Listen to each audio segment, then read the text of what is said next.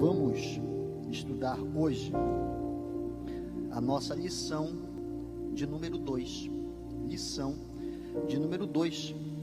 E esta lição tem por tema o poder da mensagem da cruz. A nossa verdade prática diz: a mensagem da cruz revela a grandeza do amor de Deus. A nossa leitura bíblica está em 1 Coríntios, capítulo 2, do versículo 1 ao versículo 16, leitura que faremos no decorrer da nossa aula de modo gradativo. Mas eu vou ler o texto áureo em 1 Coríntios, capítulo 2, versículo 4, que diz desta forma: a minha palavra e a minha pregação não consistiram em linguagens persuasivas de sabedoria, mas em demonstração do Espírito e de poder. Amém. Por favor, Eli, me dá um pouquinho de retorno, por gentileza. Queridos, obrigado. Queridos, pastor Felipe já pregou hoje, já houve 2 ou 3 adolescentes que falaram a respeito desse assunto. A Natália também falou no começo do culto, e eu vou pregar o que sobrou, porque já falaram quase tudo. Mas vamos lá. No contexto do capítulo 2 da primeira carta aos Coríntios, havia uma ideia da insuficiência da mensagem da cruz. Pregavam que a mensagem da cruz, simples e verdadeira, não era o suficiente. Paulo, percebendo isso, ele entra no cenário para mostrar que a mensagem da cruz, ainda que seja de forma simples, ela tem poder. E essa mensagem que tem poder, em primeiro lugar, é o ponto 1 do tópico 1 da nossa lição. Ela tem um tema. A respeito disso, no versículo 1, na última parte dele, Paulo disse assim: não o fiz com ostentação de linguagem ou de sabedoria.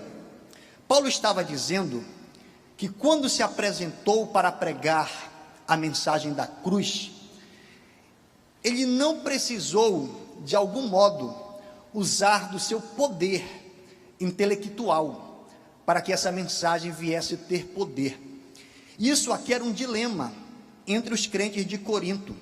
Na segunda carta, no capítulo 10 e no versículo 10, nós vamos ver isso. Eles achavam que à distância, por meio das cartas, Paulo era um homem poderoso. Entretanto, presencialmente, ele era fraco. E eles viviam esse dilema. Todavia, Paulo queria mostrar não que faltava poder intelectual para ele, mas que a mensagem da cruz era o suficiente para surtir efeito. Ainda no versículo 1, na primeira parte dele, Paulo disse assim: anunciando-vos o testemunho de Deus. A gente pode analisar essa expressão por 2 perspectivas. A primeira perspectiva é que quando Paulo foi pregar a mensagem da cruz, ele não falou nada que não fosse os feitos de Deus. A segunda perspectiva que há nessa expressão é que o apóstolo Paulo foi apenas um meio que Deus usou para testemunhar de si mesmo. Ou seja, para Deus, Paulo não estava em ação, Paulo não estava em evidência, pois era o próprio Deus que estava falando, usando apenas um instrumento chamado Paulo. E quando Deus entra na situação, todo intelecto, toda soberba, todo o poder humano deve se prostrar diante dele, pois Deus e a mensagem da cruz sempre serão o suficiente. Ainda sob esse viés, no versículo 2, Paulo disse assim: decidi nada saber entre vós, senão a Jesus Cristo. Olha só, Paulo está dizendo que ele tomou uma decisão. Ele decidiu anunciar apenas a cruz de Cristo. E alguém pergunta: Leandro, por que foi que Paulo tomou essa decisão? Foi porque em algum momento de sua vida, Paulo se deparou com a verdade de Deus. E uma vez que nós nos deparamos com a verdade de Deus, nós somos obrigados a tomar uma decisão. Ou a tomar uma decisão ou outra. A primeira decisão que nós podemos tomar, uma vez que nos deparamos com as verdades de Deus, é a decisão de pregar um engano, conscientes daquilo que estamos fazendo.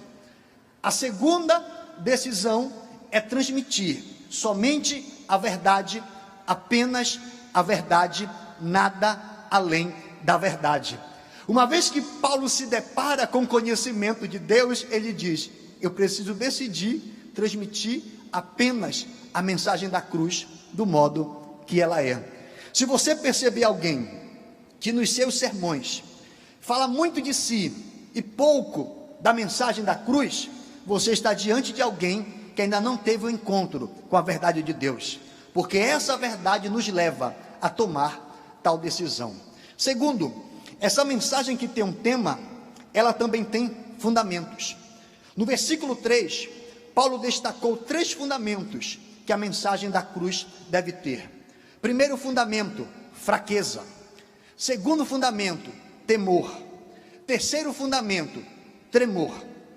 Alguém acreditou que quando Paulo se apresentou para pregar em fraqueza, isso era consequência de um outro trabalho evangelístico frustrado. Alguém pensa que Paulo, antes de ir a Corinto, ele foi a Atenas. E lá em Atenas, ele usou a sua sabedoria, o seu intelecto, e a sua pregação foi ineficaz. E agora ele vai a Corinto em fraqueza, com simplicidade, mas a verdade não é essa. Sabe qual é a verdade? É que Paulo se apresenta em fraqueza, é porque todo pregador que prega a mensagem da cruz, ele precisa estar consciente que essa mensagem é maior do que ele. Logo, ele não tem capacidade de dominá-la. Já que ele não tem capacidade de dominá-la, ele precisa reconhecer a sua fraqueza, para que o Espírito Santo entre em evidência, para que assim ele tenha capacidade de pregar a mensagem da cruz. Isso aqui é maravilhoso. Vocês sabem, pelo menos a maioria, eu sou professor. E nas minhas aulas mais importantes, aulas inaugurais, aulas, entrevista de emprego, aulas que são gravadas, eu escolho assuntos que são menores do que eu, assuntos que eu domino, assuntos que eu posso brincar de dar aula. Entretanto, não houve um dia que eu fui pregar, que eu pude escolher em casa um tema bíblico que fosse menor do que eu. Todos os temas que eu preguei, inclusive estes, são temas maiores do que eu. Dessa maneira, eu preciso me apresentar em fraqueza, porque é nessa fraqueza que o Espírito de Deus se aperfeiçoa em mim e me dá capacidade de transmitir as verdades de Deus. Segundo fundamento, e o segundo e o terceiro é praticamente a mesma coisa. Temor. O que é temor? Medo. O que é tremor? É o medo que me faz estremecer. E a mensagem da cruz precisa ser pregada com temor e tremor. E alguém pergunta: Leandro, dá para detalhar um pouquinho mais? Dá. Temor e tremor consistem em 3 coisas. Primeiro, pensamento da morte. Segundo, pensamento do inferno. Terceiro, pensamento do juízo. Olha o que eu estou dizendo, que quando a gente vai pregar a mensagem da cruz, primeiro, precisamos ter consciência que essa mensagem não é neutra. Ou a gente prega ela com responsabilidade e ela gera vida, ou nós a pregamos com irresponsabilidade e ela gera morte. Segundo, quando nós vamos pregar a mensagem da cruz, nós precisamos ter consciência que o inferno existe. E a mensagem da cruz é o meio que Deus escolheu para tirar as pessoas do inferno e conduzi-las ao céu. Dessa forma, a mensagem da cruz não pode estar pautada em benefícios apenas terrestres, humanos, físicos, porque o inferno é real. E nós precisamos ter a consciência que essa mensagem tira as pessoas do inferno e conduz as pessoas a Deus. Terceiro, pensamento do juízo. Quem prega a mensagem da cruz tem que ter consciência que tudo aquilo que é pregado hoje será cobrado um dia. Nós haveremos de prestar contas de tudo aquilo que nós pregamos. E por isso que eu vou concordar que pregação não é para meninos. Quando eu falo de meninos, eu não falo de idade, eu falo de maturidade. A pregação é para pessoas responsáveis e que entendam o verdadeiro peso que essa palavra tem. Essa mensagem que tem um tema, essa mensagem que tem fundamentos, essa mensagem precisa de uma intervenção. E é o que Paulo vai dizer no versículo 4, que a sua mensagem, ela não consistiu em linguagem persuasiva de sabedoria, mas em demonstração de espírito e de poder. No começo do capítulo 1, tem um termo de ligação. Na maioria das traduções está assim: e também eu, ou e eu, irmãos. Ou seja, no capítulo 2, Paulo não está falando de um assunto desconexo. Ele está ligando esse assunto ao assunto do capítulo 1. Paulo está dando continuidade. O texto está coeso, o texto é sequencial, o texto está ajustado. E o que é que Paulo fala no capítulo 1? Paulo está se contrapondo à pregação dos sofistas. Pastor Felipe falou na primeira aula. Os sofistas eram os pregoeiros gregos. Só que esses homens, eles eram bons de retórica. Retórica no sentido pejorativo, ou seja, eles falavam muito sem falar nada. Sabe o que é uma pessoa boa de retórica nesse contexto? É alguém que prega, que ensina, toma a atenção do povo, mas quando tudo acaba, ninguém aprendeu nada. Sabe o que é isso? Retórica. E Paulo está dizendo que a sua pregação não está fundamentada em retórica, mas que ela possui uma intervenção. E essa intervenção é do Espírito Santo de Deus. Paulo entende que o seu intelecto não é o suficiente para convencer as pessoas a se renderem a Cristo, mas as pessoas se convencem pelo poder do Espírito Santo de Deus. E eu vou me lembrar dos evangelhos. Jesus pregou pelo menos 7 vezes para Judas, e Judas não se converteu. Mas após Pedro ter negado Jesus, Jesus passou, apenas olhou, e Pedro começou a chorar amargamente. Pedro se arrependeu. Olha só, quando o Espírito Santo não age, pode fazer 1, 2, 3, 5, 7 pregações, que nada acontece. Mas quando o Espírito Santo decide agir, basta apenas um olhar, que as pessoas se rendem aos pés do Senhor Jesus. Segundo tópico, essa mensagem que tem um tema, fundamentos, e tem alguém que a intervém por ela, ela possui propósitos. E nós temos 3 pontos aqui, eu vou fazer um combo explicando os 3 de uma vez só. Primeiro ponto, a verdadeira sabedoria. Segundo ponto, a sabedoria humana. Terceiro ponto, ignorância dos sábios. Quando eu me deparei com esse texto e com esses pontos, eu me fiz algumas perguntas. Eu vou começar a correr para a gente cumprir o tempo proposto. A primeira pergunta que eu me fiz foi: o que é a verdadeira sabedoria? Para Paulo, a verdadeira sabedoria é a compreensão do Cristo crucificado. Para Paulo, sabedoria não é aquilo que a filosofia diz ser, mas é nós entendermos que existe um projeto de redenção, e esse projeto se dá por meio da morte, na crucificação do Senhor Jesus. Isso é sabedoria. A segunda pergunta que eu me fiz foi: qual é a origem da verdadeira sabedoria? Olha para o versículo 7. O versículo 7 diz, no finalzinho dele, que Deus preordenou a nós a sabedoria desde a eternidade. Sabe qual é a origem da sabedoria? Deus. Sabe onde ela foi originada? Na eternidade. A verdadeira sabedoria não é fruto de lucubração humana. A verdadeira sabedoria não é produto da mente dos corifeus da filosofia. a verdadeira sabedoria não é produto daquilo que o intelecto humano pode produzir, mas a verdadeira sabedoria é algo que vem da eternidade, que vem de Deus. Eu me fiz uma outra pergunta. Eu fiquei pensando que a ciência descobre coisas, inventa coisas, cria coisas continuamente aqui na Terra. Mas se a sabedoria veio de lá, como foi que nós encontramos a verdadeira sabedoria? E quando eu me fiz essa pergunta, eu analisei o cenário e eu percebi que a ciência não foi capaz, por meio de investigações, por meio de estudos, por meio de observações, encontrar para nós a verdadeira sabedoria. Aí eu precisei concordar com as palavras de João Calvino, que nós só conhecemos Deus porque Deus se revelou a nós. Nós só conhecemos a sabedoria de Deus porque Deus se revelou a nós.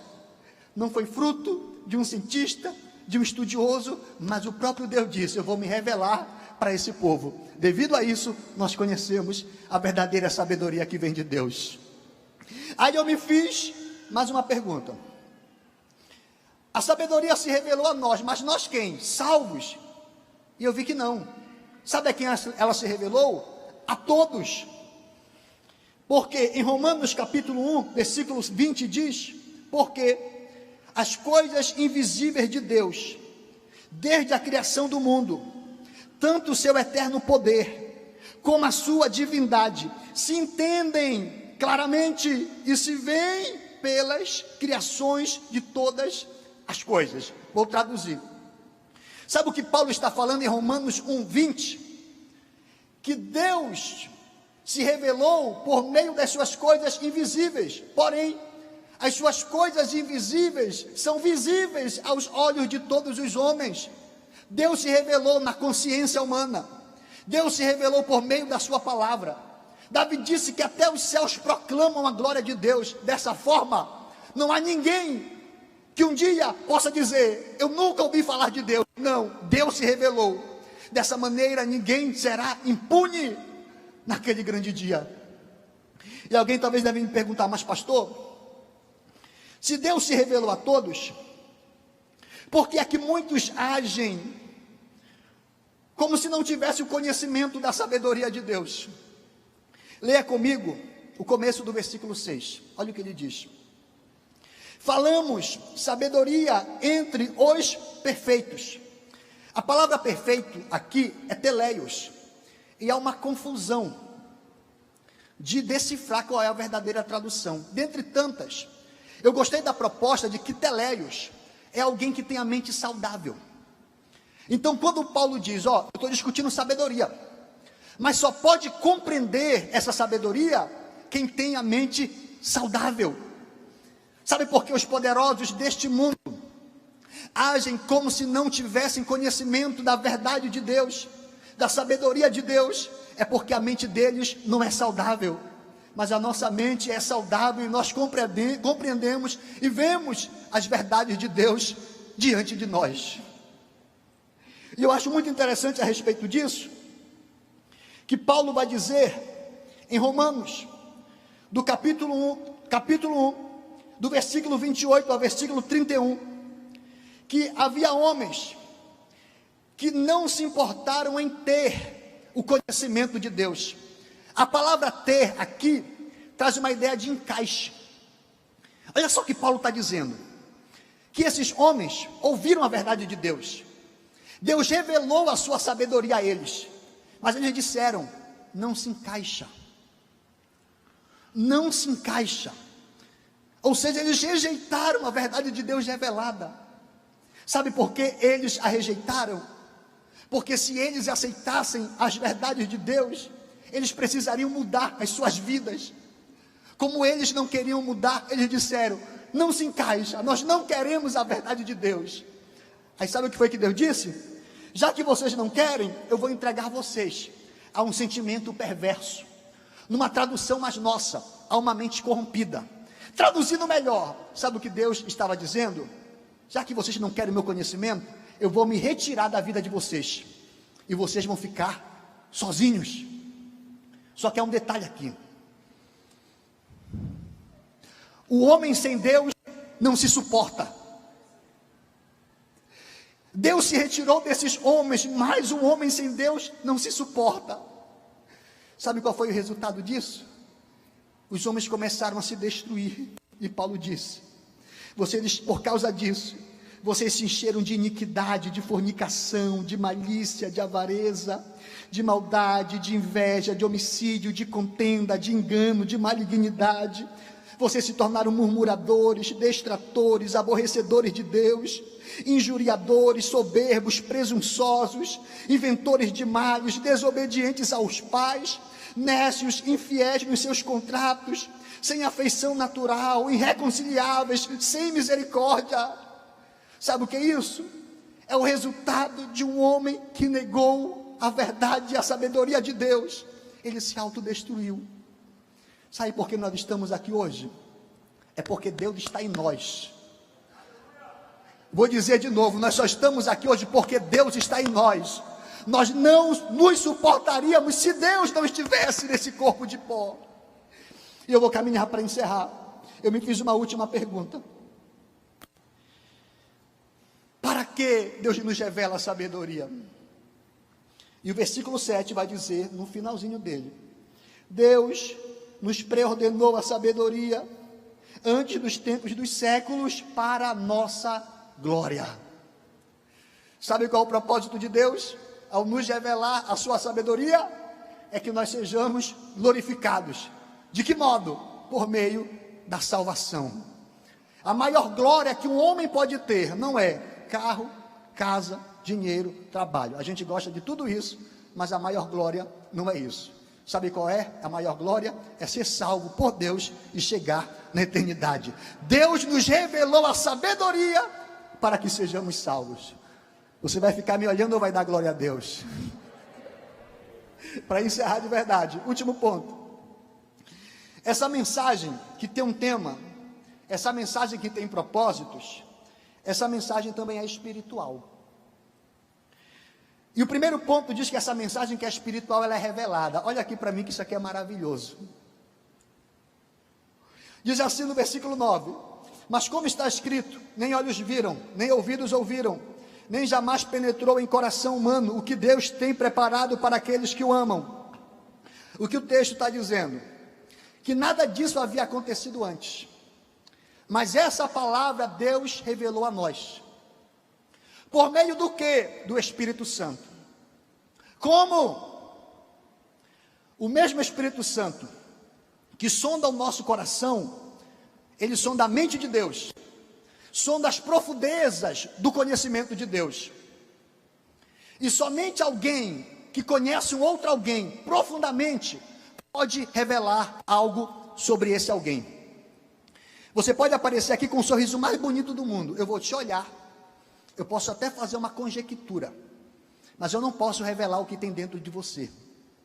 Para eu revelar o que há dentro de você, eu preciso estar dentro de você. O Espírito Santo que nos revelou essa mensagem, ele revelou, porque além dele sondar o nosso coração, ele sonda o conhecimento de Deus, sondou e trouxe para nós revelado. Segundo ponto do tópico 3, esse Espírito Santo que revela, ele ensina. Isso aqui é maravilhoso. Ensina como? Versículo 13, disto também falamos, não em palavras ensinadas pela sabedoria humana, mas ensinadas por quem? Pelo Espírito. De que forma? Conferindo coisas espirituais com espirituais. Olha só como o Espírito Santo ensina. Ele ensina usando coisas espirituais para explicar coisas espirituais. Vou dizer de novo. O Espírito Santo ensina usando coisas espirituais para explicar coisas espirituais. Leandro, me ensina mais uma vez, me explica melhor. Eu estou dizendo que o Espírito Santo ensina a Bíblia por meio da Bíblia. Você quer entender a Bíblia? Interprete ela com a Bíblia. Você quer entender a Bíblia? Compare ela com a própria Bíblia. O Espírito Santo ensina coisas espirituais por meio de coisas espirituais. Eu estou dizendo que aqui dentro a gente tem tudo o que a gente precisa para entender a palavra de Deus. Então alguém diz: se ensina a Bíblia por meio da Bíblia, ler é tudo? Não. Por que não? Porque quando o assunto é entender coisas espirituais, não adianta apenas receber informações de fora para dentro, de fora para dentro. Quando assuntos é coisas espirituais, a informação precisa vir de fora para dentro, e aqui dentro o Espírito Santo precisa testificar. Sabe por que os poderosos deste mundo leem a palavra de Deus, entretanto não a compreendem?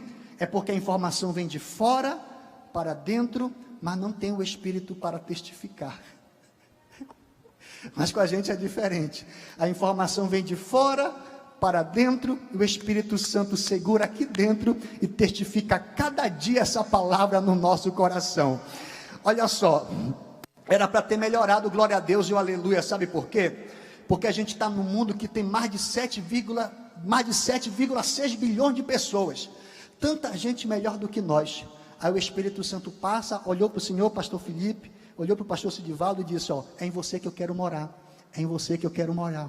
Olhou para a orquestra e disse: é em você que eu quero morar. Olhou para o coral e disse: é em você que eu quero morar. A palavra vem de dentro para fora, e o Espírito Santo que mora aqui dentro confirma ela em nosso coração. No Antigo Testamento, Deus por muitas vezes tentou revelar as suas verdades, mas Ele ensinava por meio de sombras, de fora para dentro, e não era todo mundo que as compreendia. Todavia, houve um dia que Jesus subiu à cruz, e ali na cruz Ele morreu. Quando Ele morreu, o véu do templo se rasgou. Aconteceram duas coisas. Primeiro, nós podemos sair daqui de fora e entrar no Santo dos Santos, mas também o Espírito Santo veio lá de dentro e entrou dentro de nós. Que Deus te abençoe em nome do Senhor Jesus.